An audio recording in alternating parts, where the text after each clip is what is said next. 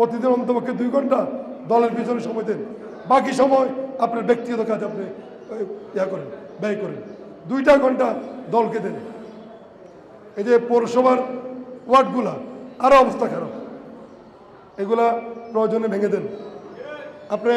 আপনাদেরকে word committee করতে বলছি, ওয়ার্ডগুলো করেন না, আপনাদের পথ থাকবে না, তখন ওয়ার্ড কমিটি অন্য কিছু করবে। যারা বেশি মাতবাড়ি করতেছেন, কমিটি করতেছেন না, নিজের হ্যাডম দেখাচ্ছেন, তো যখন নিজের পথ থাকবে না তখন কিন্তু বুঝবেন কমিটি কে করবে। ঠিক আছে, আমি কথাগুলো আপনাদেরকে অনেক কষ্টে বলতেছি। আপনাদেরকে বলার পরও এই পৌরসভায় 2 জন লোককে আপনারা কমিটি দিচ্ছেন না, কারণটা কি? আপনার পকেটের লোক দিতে হবে না আপনার বাজার করা লোক দিতে হবে?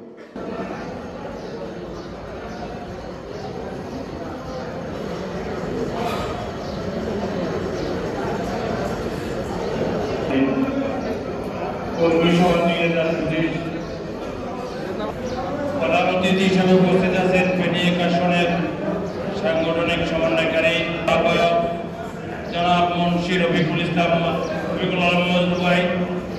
আমি দীর্ঘায়িত করব না, বক্তব্য শুধু বলতে চাই বিগত 15-16 বছর আমরা আরো বলতে চাই যারা মিটিংয়ে ছিল না, আজকে দেখি তারা আমাদের অগ্রভাগে, তারা নেতৃত্ব দিচ্ছে মনে হয়।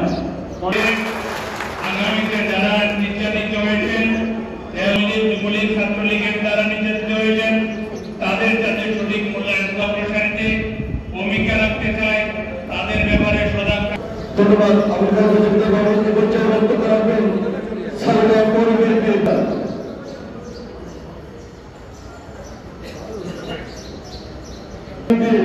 সম্মানিত সদস্য